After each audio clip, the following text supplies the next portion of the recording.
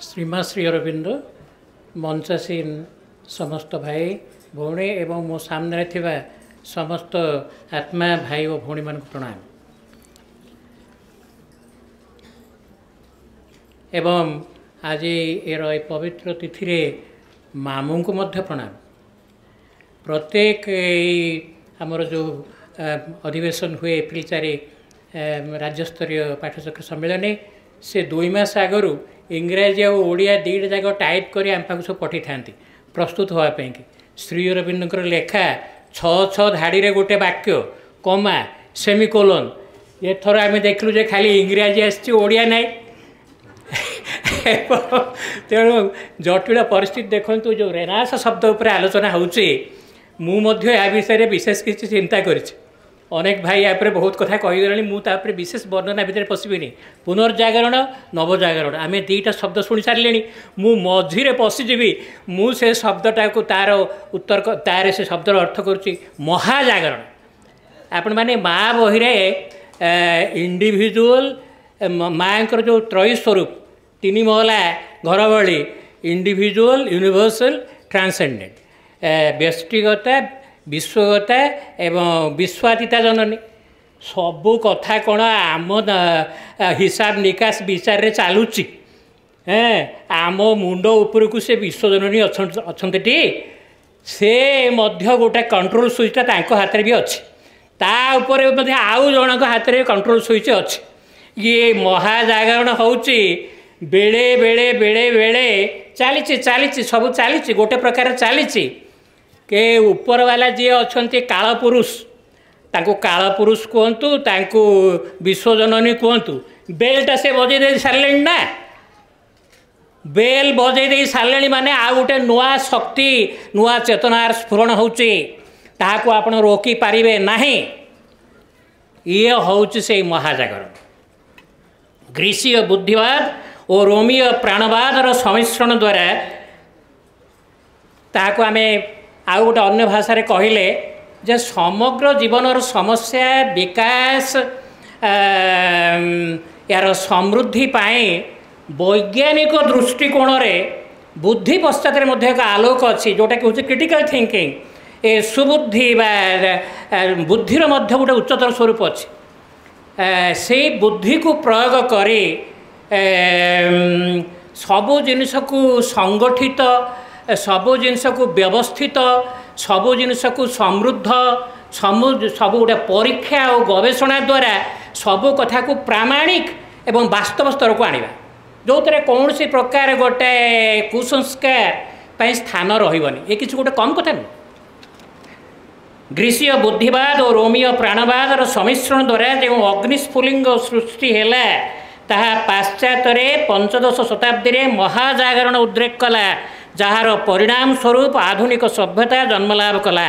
यही महाजागरण केन्द्र रे थिले इटालीर महाप्रतिभावान व्यक्तित्व लियोनार्डो दा विंसी। महाजागरण दुंदुभिवादन करवा यही व्यक्ति ही श्री अरविंदर पूर्व रूप विभूति थिवार शुणा जाए। गोटे ड्रम जिते बड़े बाजिव मु लेफ्ट हैंड रे लेफ्ट साइड रू बाड़े पारिबी एवं राइट हैंड रे राइट साइड रू बाड़े पारिबी। आम प्रभु जी वर्तमान महाजागरण केन्द्रबिंदु आग यूरोप रे जाइकरी ड्रम बाड़े देइचंती।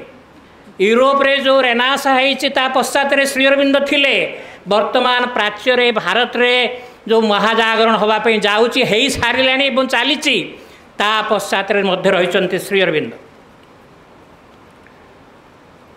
प्राच्यर अध्यात्म विद्या और पाश्चात्यर वस्तु विद्यार अपूर्व सम्मिश्रण घटिला 20 शताब्दीर द्वितीय दशक जुग्मावतार श्रीमा श्री अरविंद मिलित प्रतिभार समन्वय द्वारा जहाँ भारतर आध्यात्मिक क्षेत्र में महाजागरण आनयन कला।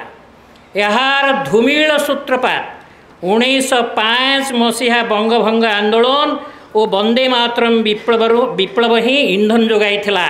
श्री अरविंदर यही अग्निवार्ता 1918 पूर्णांग रूपे परिप्रकाशित होता किंतु जेबेठू प्रभु पंडिचेरी रे पाद देले बंगलारू काली खड्ग एवं चंद्रहास खड्ग को धारण करी खाली श्रीकृष्ण विषय तो आलोक पांडे कहते कि कौ कृष्ण ବୃନ୍ଦାବନର କୃଷ୍ଣ ଅଛନ୍ତି, ଦ୍ୱାରିକାର କୃଷ୍ଣ ଅଛନ୍ତି, କୁରୁକ୍ଷେତ୍ରର କୃଷ୍ଣ ଅଛନ୍ତି। କୁରୁକ୍ଷେତ୍ରର କୃଷ୍ଣଙ୍କର ଖଡ଼୍ଗ ଚକ୍ର ତାକୁ ଧାରଣ କରି ପ୍ରଭୁ ପଣ୍ଡିଚେରୀରେ ପ୍ରବେଶ କରିଛନ୍ତି। ଦେଖିବାକୁ ବାହାରକୁ ବହୁତ ଶାନ୍ତ ସ୍ନିଗ୍ଧ ଦେଖାଯାଉଛନ୍ତି, କିନ୍ତୁ ଭିତରେ ଅଗ୍ନିକୁ ଧାରଣ କରିଛନ୍ତି, ଯିଏକି ଏଇ ନବଜାଗରଣ ସୃଷ୍ଟି କରୁଛି। ଏପ୍ରିଲ 4, 1910 ପଣ୍ଡିଚେରୀରେ ପଦାର୍ପଣ ଦିନଠାରୁ ଅଗ୍ନିମୂର୍ତ୍ତି ଶ୍ରୀ ଅରବିନ୍ଦଙ୍କ ଚେତନାର ପ୍ରସ୍ଫୁରଣ ଏହି ମହାଜାଗରଣର କେନ୍ଦ୍ର ଥିଲା, ଯାହା ନିଜେ ନିଜକୁ ସମ୍ପ୍ରସାରିତ କଲା, ଯାହା ପ୍ରକୃତରେ ଥିଲା ଭାରତ ଆତ୍ମାର ଏକ ନୂତନ ଶରୀରରେ ନବଜନ୍ମ।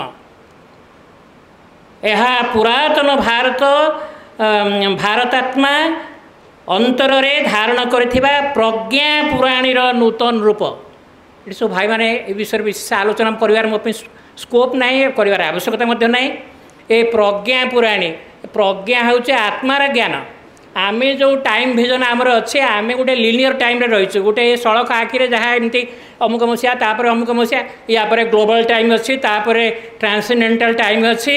ତେଣୁ ସେଇ ଯେଉଁ ପ୍ରଜ୍ଞା ପୁରାଣୀ, ଏ ପ୍ରଜ୍ଞା ଏମିତି ବୁଦ୍ଧିଗତ ଜ୍ଞାନ କଥା ନୁହଁ, ଆତ୍ମାର ଜ୍ଞାନ। ଏବଂ ଆତ୍ମାର ଯେଉଁ ପୂର୍ଣ୍ଣାଙ୍ଗ ଦୃଷ୍ଟି, ଦିବ୍ୟ ଦୃଷ୍ଟି, ସେ ତ୍ରିକାଳ ଦୃଷ୍ଟି, ସେଇ ଭୂମିର କଥା। ସବୁଠୁ ପୁରୁଣା ଲୋକଟା କିଏ? ମୋର ବାପା, ତାଙ୍କ ବାପା, ବାପା ବାପା, ଏମିତି ଯାଇକରି ଗୋତ୍ର ଫୋତ୍ର ଯାଇକରି ଡେଇଁକରି ଶେଷରେ ସବୁଠୁ ପୁରୁଣା ଲୋକ ଭଗବାନ ନା। ଯିଏ ସବୁଠୁ ପୁରୁଣା ସିଏ ସବୁଠୁ ନୂଆ, ମୁଁ ତାଙ୍କୁ ଦେଖିଛି। ଏବଂ ଯିଏ ହେଉଛନ୍ତି ଅନନ୍ତ, ଯିଏ ହେଉଛନ୍ତି ଅମର, ସିଏ ତ ସବୁଦିନେ ନୂଆ। ତେଣୁ ସେମିତି ଜ୍ଞାନର ଗୋଟେ ଭୂମି ଅଛି, ଯେଉଁଟା ଶାଶ୍ୱତ ଜ୍ଞାନ, ଅନନ୍ତ ଜ୍ଞାନଟା ଗୋଟେ ଜାଗାରେ ଅଛି। ପୁରାତନ ଭାରତ ଆତ୍ମା ଅନ୍ତରରେ ଧାରଣ କରିଥିବା ପ୍ରଜ୍ଞା ପୁରାଣୀର ନୂତନ ରୂପ। ସେଇ ପ୍ରଜ୍ଞା, ଏଇ ଯେଉଁ ରେନାସା ସୃଷ୍ଟି କରୁଛି, ସେ ପ୍ରଜ୍ଞା ପୁରାଣୀର ନୂତନ ରୂପ। କିନ୍ତୁ ଏହି ନୂତନ ଆଧ୍ୟାତ୍ମିକ ମୋଡ଼ ତାର ଅନ୍ତିମ ଓ ପୂର୍ଣ୍ଣାଙ୍ଗ ପ୍ରକାଶ ନିମିତ୍ତ ଜୋର ଆରୋପ କରୁଛି, ଯାହା ପୂର୍ବରୁ କେବେ ଘଟିନଥିଲା। ଏହା ଆହୁରି ମହତ୍ତର ଓ କର୍ମମୁଖର ଆମ ଜୀବନର ପ୍ରତ୍ୟେକ କ୍ଷେତ୍ରକୁ ଅଧ୍ୟାତ୍ମମୟ କରିବାରେ ଏହା ତତ୍ପର। ଏହା କେବଳ କୌଣସି ପ୍ରକାର ଗୋଟାଏ ମୁଁ ଯେପର୍ଯ୍ୟନ୍ତ ପାଠଚକ୍ର ରୁମ୍ ଭିତରେ ବସିଛି ବା ଧ୍ୟାନ କେନ୍ଦ୍ର ଭିତରେ ବସିଛି ସେତିକିରେ ଆଉ ବାହାରକୁ ଆସିଲେ ସରିଗଲା, ଏମିତି ନୁହଁ। ସମଗ୍ର ଜୀବନକୁ ଆଧ୍ୟାତ୍ମମୟ କରିବାରେ ଏହା ତତ୍ପର। ତଥାପି ଶ୍ରୀ ଅରବିନ୍ଦ ଏହି ପରିପ୍ରେକ୍ଷୀରେ ଦୁଇଟି ବିରୋଧ, ଗୋଟେ ନୂଆ କଥାଟା ହେବା ପାଇଁ ଯାଉଛି, ପୁରୁଣା ଲୋକ ବା ଯେମିତି କହିଲେ ନୂଆ ଅବତାରଙ୍କ, ପୁରାତନ ଅବତାରଙ୍କ ନାଁରେ ନୂତନ ଅବତାରଙ୍କ ବିରୋଧ କରିବା ଭଳି କଥା ଆଗରୁ କହିଛନ୍ତି। ତ ଏହା ହେଉଛି ଶ୍ରୀ ଅରବିନ୍ଦ ଏଇଠି, ସିଏ ତ ଇଏ ହେଲା ଏହାର ସୂତ୍ରକାର, ପୁଣି ସେ ଦୁଇଟା ବିରୋଧ ଆଶଙ୍କା କରୁଛନ୍ତି। ଏ ଦୁଇଟି ବିରୋଧ କ'ଣ? ଆଧ୍ୟାତ୍ମିକ ମହାଜାଗରଣ ପ୍ରସଙ୍ଗରେ ଭୁଲ ବୁଝାମଣା, ଦ୍ୱିତୀୟଟି ହେଲା, ଅନ୍ୟଟି ହେଲା ଆଦୌ ବୁଝିବାକୁ ନାରାଜ ହେବା। ଆମର ଏଗୁଡ଼ା କିଛି ବୁଝିବା ଦରକାର ନାହିଁ। ଏ ଆଧ୍ୟାତ୍ମିକ ଫାଧ୍ୟାତ୍ମିକ ଏଥିରେ ଆମର ପଶିବାର କିଛି ନାହିଁ। କାହିଁକି ପୂର୍ବର ଯେଉଁ ୟୁରୋପୀୟ ଢାଞ୍ଚାର ଯେଉଁ ରେନାସା ଆମକୁ ବି କବଳିତ କରିଛି ନା। ଏହାର କାରଣ ହୋଇପାରେ ମଧ୍ୟଯୁଗୀୟ ଧର୍ମାଧ୍ୟକ୍ଷଙ୍କର ଅଧିକତୟା ଇତର ଜଗତବାଦ, ଅଦର ୱାର୍ଲଡନେସ୍ ଓ ସନ୍ନ୍ୟାସବାଦର ପ୍ରଭାବ। ଅନେକ ଏହି ସନ୍ଦେହ ସ୍ଥାପନ କରନ୍ତି ଯେ କଳା ଓ କବିତା, ରାଜନୀତି ଓ ସାମାଜିକ ଜୀବନ, ଏ ଆଧୁନିକ ଯୁଗର ମଣିଷ ଯେଉଁମାନେ ପ୍ରାଚ୍ୟ ରେନାସା ଦ୍ୱାରା ପ୍ରଭାବିତ, ପାଶ୍ଚାତ୍ୟ ରେନାସା ଦ୍ୱାରା ପ୍ରଭାବିତ, ସେମାନେ ଏହି ଧାରଣା କରନ୍ତି ଯେ କଳା ଓ କବିତା, ରାଜନୀତି ଓ ସାମାଜିକ ଜୀବନ, ଏସବୁ କ୍ଷେତ୍ରରେ ଆଧ୍ୟାତ୍ମିକତାର କ'ଣ ଭୂମିକା ଅଛି? ଆଧ୍ୟାତ୍ମିକକୁ ନେଇ ଆମର କି ଲାଭ? ଏହି ଆଧ୍ୟାତ୍ମବାଦୀମାନେ ତ ସକ୍ରିୟ ଜୀବନରୁ ପଳାୟନ କରିଥାନ୍ତି। ଯେଉଁମାନେ କିଛିଟା ଆଧ୍ୟାତ୍ମିକତାକୁ ମାନନ୍ତି, ସେମାନେ ପାଶ୍ଚାତ୍ୟ ଭାବନା ଦ୍ୱାରା ପ୍ରଭାବିତ ହୋଇ କହିଥାନ୍ତି, ଧର୍ମ ଆଧ୍ୟାତ୍ମିକତାକୁ ଗୋଟିଏ ପାଖରେ ରଖ ଓ ବୌଦ୍ଧିକ କ୍ରିୟା ସହ ବ୍ୟାବହାରିକ ଜୀବନକୁ ଅନ୍ୟ ପାଖରେ ରଖ। ଦୁଇଟା ଯାକ ତୁମେ ମିଶାଇକରି ଏମିତି କଲେ ଚଳିବ ନାହିଁ। ସେଥିପାଇଁ ସେମାନେ ବିରୋଧ କରୁଛନ୍ତି ଏବଂ ସନ୍ଦେହ କରୁଛନ୍ତି, ଆଶଙ୍କା କରୁଛନ୍ତି। ଏ ଦୁଇଟା ଭିନ୍ନ ଭିନ୍ନ ପ୍ରସଙ୍ଗ ଗୋଟିଏ ଡଙ୍ଗାରେ ଯାଇପାରିବେ ନାହିଁ। ଆମ୍ଭେ ଯଦି ଆଧ୍ୟାତ୍ମିକତା କୀର୍ତ୍ତନ କରିବୁ, ତେବେ ଆମେ ଆମ ଦେଶକୁ ବୁଦ୍ଧିବାଦ ଓ ଓ ଆଧୁନିକତାର ପଥରୁ ହଟେଇ ନେବୁ। ଫଳତଃ ଏକ ସୁସଂଗଠିତ ଦେଶ ଓ ତାର ବିକାଶ ବାଧାପ୍ରାପ୍ତ ହେବ, ଯାହା ଆଧୁନିକ ଜଗତର ସମସ୍ତ ଦାଉ ଧକ୍କା ସମ୍ଭାଳି ଉଭା ହୋଇପାରିଥାନ୍ତା, ତାହା ହୋଇପାରିବ ନାହିଁ। ପ୍ରଥମେ ଶ୍ରୀ ଅରବିନ୍ଦ ଏହି ବିରୋଧୀ ମନୋଭାବକୁ ତାଙ୍କ ବଳିଷ୍ଠ ଚେତନା ଦ୍ୱାରା ସାମ୍ନା କରୁଛନ୍ତି। ଏଣୁ ସେ ବ୍ୟାଖ୍ୟାନ କରୁଛନ୍ତି, ଆଧ୍ୟାତ୍ମିକ ଜୀବନାଦର୍ଶ ଦ୍ୱାରା ପରିଚାଳିତ ମହାଜାଗରଣ କହିଲେ ଆମେ କ'ଣ ବୁଝୁ? ଭାଇମାନେ ତ ବହୁତ କଥା ବୁଝେଇ ଦେଇ ସାରିଲେଣି, ଶ୍ରୀ ଅରବିନ୍ଦ ସେଇଟାକୁ ଏକ୍ସପ୍ଲେନ୍ କରୁଛନ୍ତି ଯେ ଏଇ ଯେଉଁ ମହାଜାଗରଣ ଆସୁଛି ପ୍ରକୃତରେ ଏହାର ଅର୍ଥଟା କ'ଣ। ସେ ପ୍ରଥମେ ସ୍ପଷ୍ଟ କରିଦେବାକୁ ଚାହାନ୍ତି, ଆମ ପାଇଁ ପାର୍ଥିବ ଜୀବନ ଏକ କ୍ଷଣସ୍ଥାୟୀ ବ୍ୟର୍ଥତା ନୁହେଁ। ଆମେ ଗୁହାଶ୍ରୟୀ କିମ୍ବା ପର୍ବତ ଚୂଳର ସନ୍ନ୍ୟାସ ଜୀବନ ଅନୁମୋଦନ କରୁନା, ଯାହା ଊର୍ଦ୍ଧ୍ୱ ସ୍ୱର୍ଗରେ ଆସନ ଗ୍ରହଣ କରିବାକୁ ପ୍ରସ୍ତୁତ ହେଉଛି। ଆମେ ପୃଥିବୀ ଓ ସାମୂହିକ ବିକାଶରେ ଆଗ୍ରହୀ।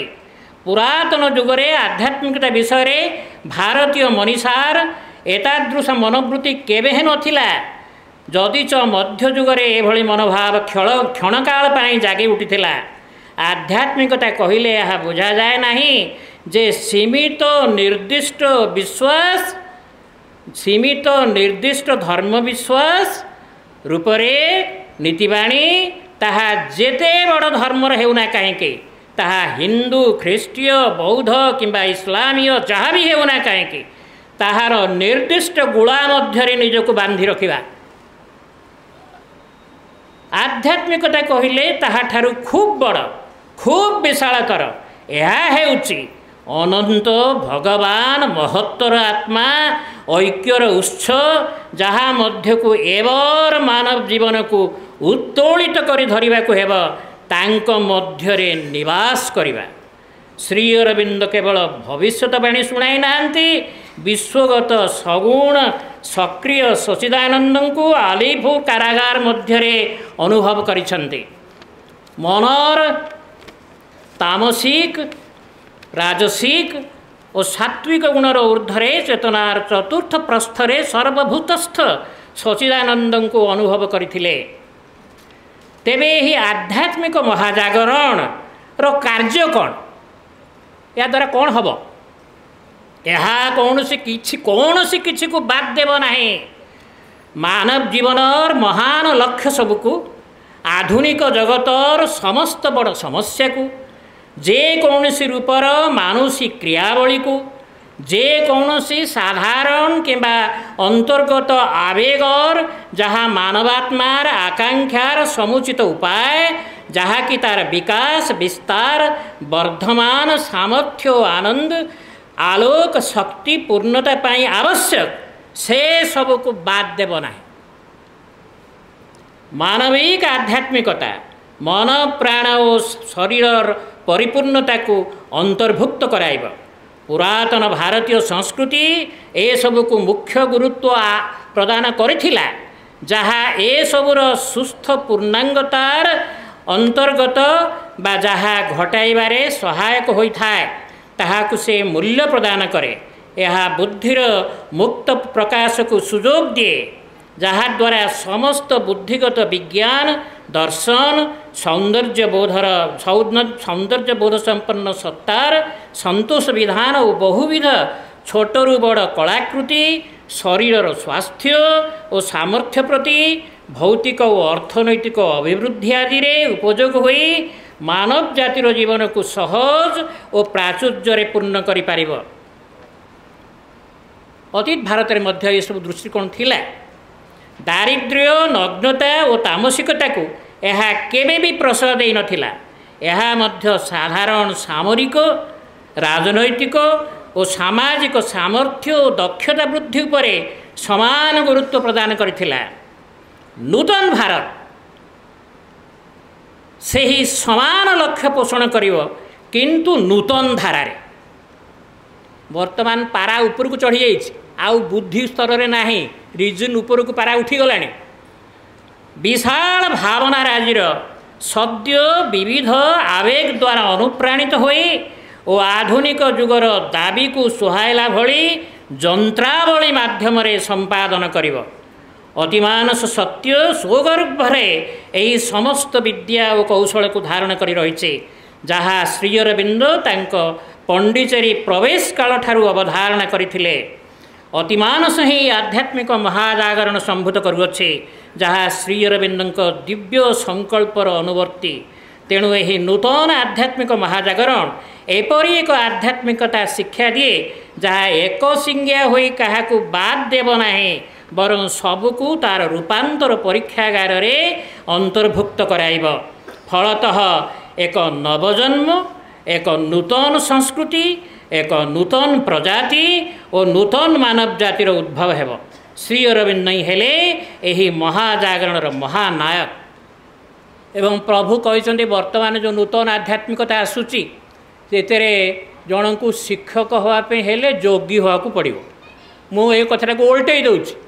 योगी हवा अर्थ हूँ निजर अंतरात्मा सहित युक्त हवा एवं अंतरात्मा सहित युक्त हलापर काम सरी जाऊनी काम आरंभ हो शिक्षक हवा को हेले जन को योगी हवा को पड़ो। योगी है जन को शिक्षक हवा को पड़ो। मुझे रिवर्स कर दूँ जमी ये शिक्षक को योगी हवा पड़ो कृषक को योगी हवा पड़ो। ये जो नूतन जुगर नूतन कृषि नूतन उपादान आमर शरीर स्वास्थ्य एवं पूर्णांग विकास जहाँ दरकार तापाई कृषक को योगी हवा पड़ो। योगी होइकी जन को कृषक हवा हम एवं जड़े बणिक हवा यथार्थ बणिक हवाई हेले योगी हवा पड़ो। ये जो नुआ जुग आसूँ एवं योगी होइकी जन को बणिक हवा हम योगी होइकी जन को शासक हवा पड़ो सैनिक हवा पड़ो। ये हूँ नूतन आध्यात्मिकता नूतन जुगर दाबी। श्री अरविंद आर्य पत्रिका प्रकाशित यही रचनार 56 वर्ष अतीत होगा परे अध्यापक प्रपत्ति तांको सूक्ष्म दर्शन रे कृषि शिल्प वाणिज्य राजनीति और शिक्षार आध्यात्मिकरण हेबा कथा देखि पारिथिले और पूर्णांग शिक्षा आंदोलन को प्रथम पदक्षेप रूपे ग्रहण करथिले। श्री अरविंद श्रीक्षेत्र रे एही चतुर्विध कार्यक्रम आरंभ घटिथिला और ताहा अद्यावधि चालू रही। यार पुनः 30 वर्ष पर श्री अरविंद श्रीक्षेत्र पूर्वतन मैनेजिंग ट्रस्टी मामू श्रीजुक्त गदाधर मिश्र निखिल उत्कल पाठचक्र संगठन रे तथा ये आध्यात्मिक महाजागरण कार्यक्रम रे दशकर्म धारार सूत्रपात कराइछन्ते जहाँ परम प्रभु श्री अरविंद 1918 आध्यात्मिक महाजागरण जो दुंधुबी वादन करथिले ताहा आज भी प्रतिध्वनित हेउची। ताहा आग को प्रसारित हवा अवसंभावी। यही आध्यात्मिक महाजागरण चतुर्थ प्रस्थर प्रथम परिच्छेद त्रयर मर्म। वंदे मातरम।